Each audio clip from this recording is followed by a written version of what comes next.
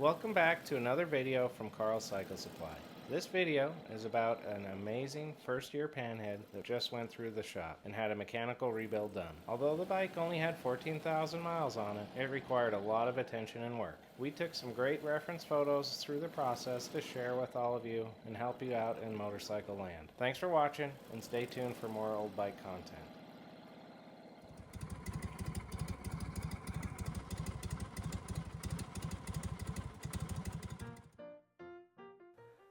This is a 1948 Harley Davidson EL that we just finished going through the mechanics on for a close friend out in the Black Hills. This bike is super cool. He got it in Michigan and he's been riding it around and having fun with it for a while. It kind of left him with some problems a few times and he wanted us to go through it and make sure everything was safe and ready to go.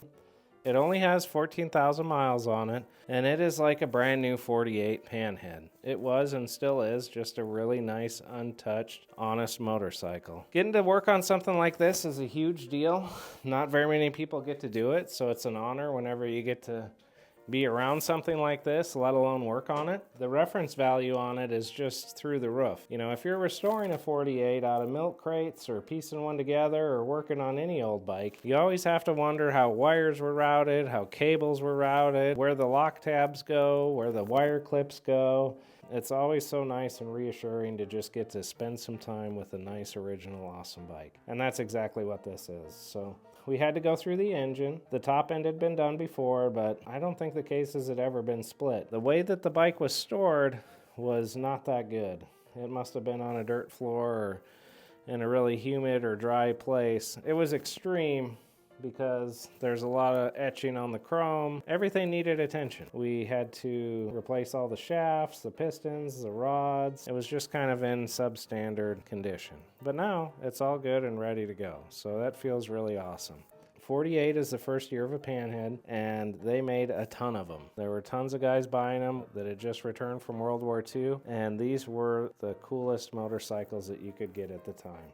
They call it a Panhead because of this chrome cover that's on top of the rocker arms, and it's shaped like a baking pan if you take it off. You know, if you look at the bottom end, it looks very similar to a knucklehead. The cam cover's the same, the oil pump looks the same, the lifter blocks and circuit breaker. It's very familiar, but it's all different. The lifter blocks are made out of aluminum. The very early ones were shaped like this, but made out of iron. The oil pump looks the same, but it has bigger gears. The cylinders are painted silver. This is a 7000 serial number, so early ones would have had black cylinders. Later on, they switched to silver. They have an oil feed that goes up through the cylinders and oils the rockers, and then the oil drains from the pans down through the heads, through the cylinders, into a little trough, and then it goes back into the engine. The transmission is basically the same as a knucklehead. The carburetor is very similar, but it has some differences. The throttle cable and mount is different. That's new and improved, but it wasn't that much of an improvement, and they had to change it again in 49. So the air cleaner is the same, the relay is the same, the brake pedal and footboards are the same. The frame is very special. It's a 30-degree rake. It's a completely welded construction. And I've worked on a lot of these frames, and it's fun to look out the 48s because they were training welders on the floor with this pretty new technology, and a lot of the joints and seams were missed and just not that good. So it's kind of fun to look at them because you're like, should I fix this? Should I make it look better? But I always like to leave it the way it was done at the factory. And then sometimes when they need repair, which this one didn't, I like to try to make the welds look as old and crappy as possible. So let's go back to the heads. The heads have a new exhaust setup. They have a spigot that comes off the head, and then the pipe is flared and then fits over it and then actually clamps on it. This is a very strange setup. I don't know why they thought it was an improvement, because clamping a steel pipe onto a chunk of cast aluminum, it just doesn't make sense. It's very common for the pipe to get loose and shake around and wear out the spigot. It's just not a very good setup. Consequently, in '66, when they came out with the shovel head, they came out with a much better, improved version of mounting the exhaust. But I don't know what the smartest and best way to mount steel pipes onto an aluminum head is, but I think the shovel head was a big improvement. A lot of times these spigots are worn out or broken or messed up One of these ones had a chip in it and we had to weld it up, but we didn't have to replace the spigots, so that's really good. The fuel tanks look the same as a 47, but this nipple was moved out to make clearance for the pan covers, and then the bottom of the tanks have big indents in them to clear the pan covers as well.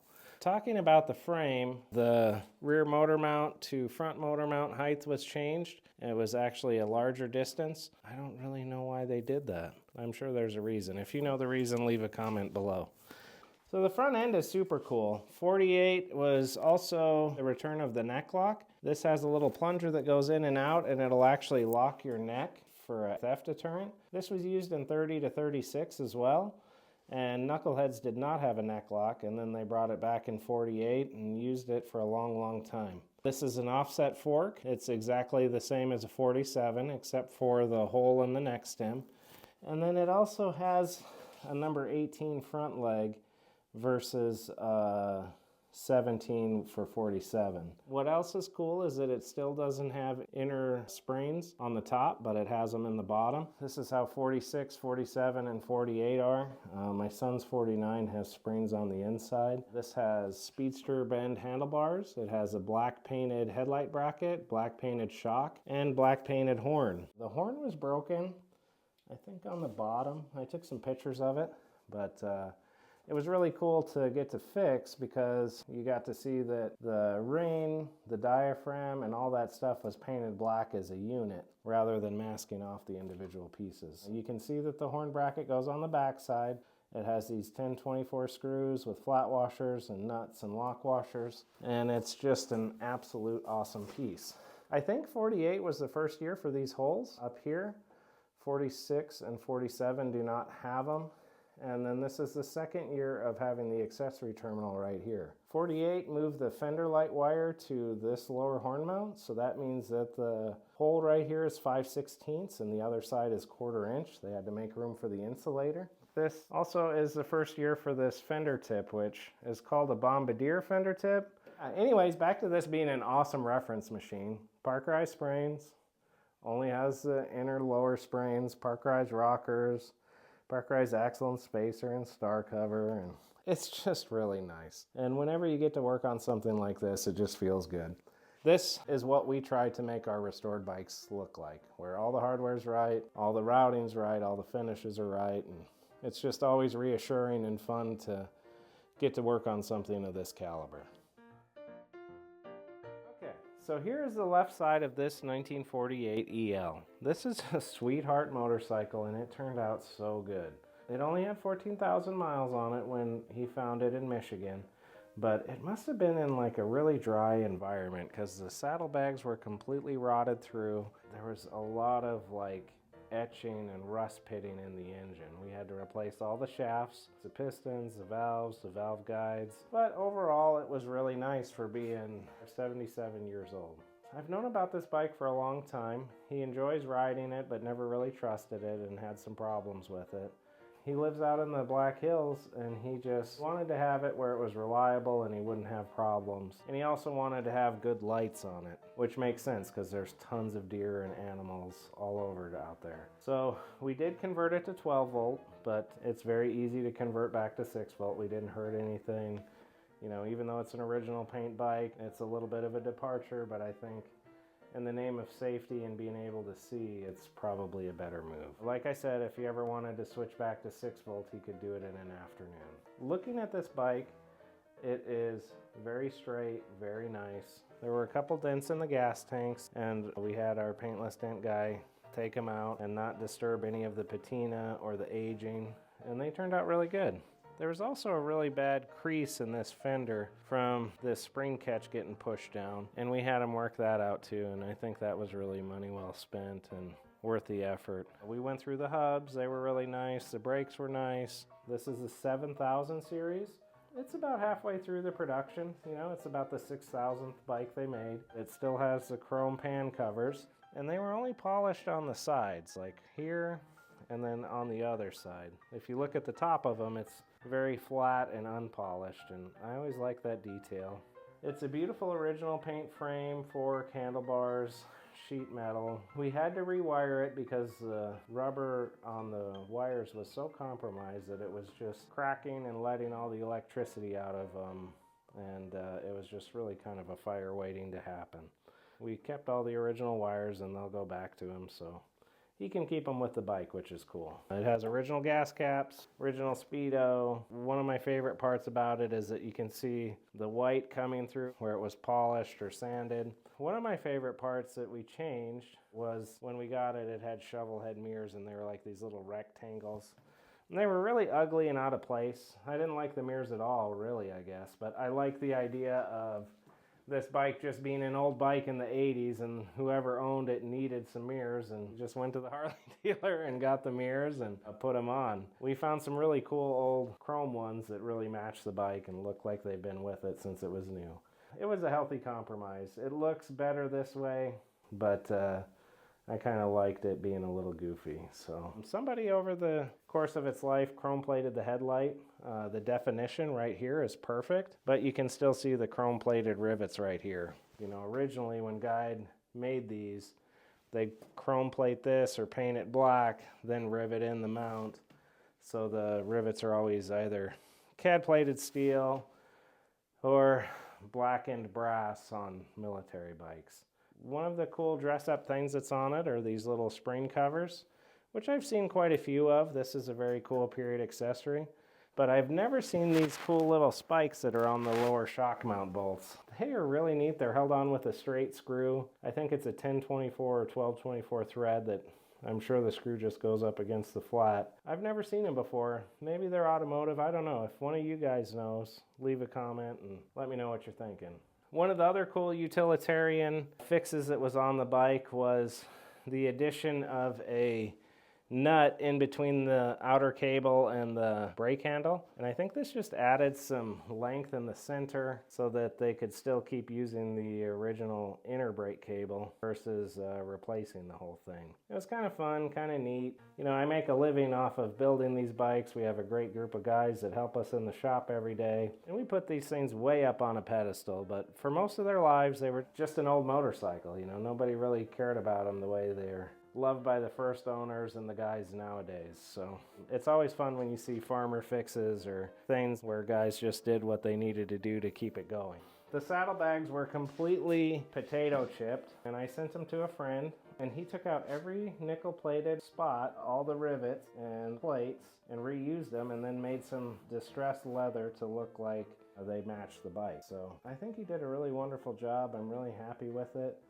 You know, if I wouldn't say anything, I'm sure it would fool a lot of people, but, you know, having the right original spots and the plates and the little rosettes, that's a big deal, and it makes it a very convincing thing. So, one other thing that was changed, it had kind of a 80s aftermarket derby cover, and I found one with nice original chrome that matched it, and it looks like it's been on there since it was new. So, they made a lot of bikes in '48, and there were a lot of running changes. This still has the early heads where it's just drilled and not spot face for the rivet on front and rear. They started spot facing one of them before the other, but a real late 48 will be spot faced on both of them.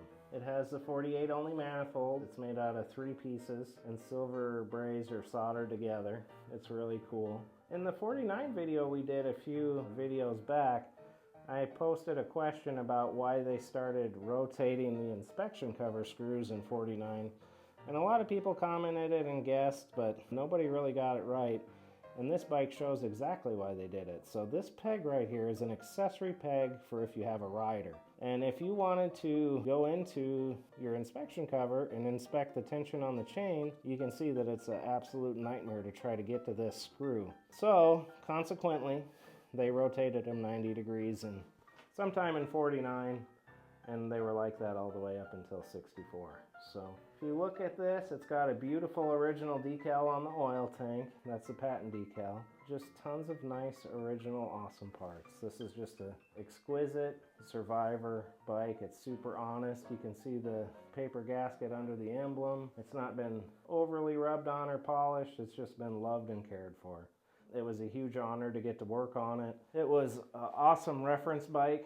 It still is an awesome reference bike for plating and fit and finish. I think that the top end had been done before, but the bottom end had never been into and the cases had never been split. So to get the opportunity to do something like that is always really special and a lot of fun. So.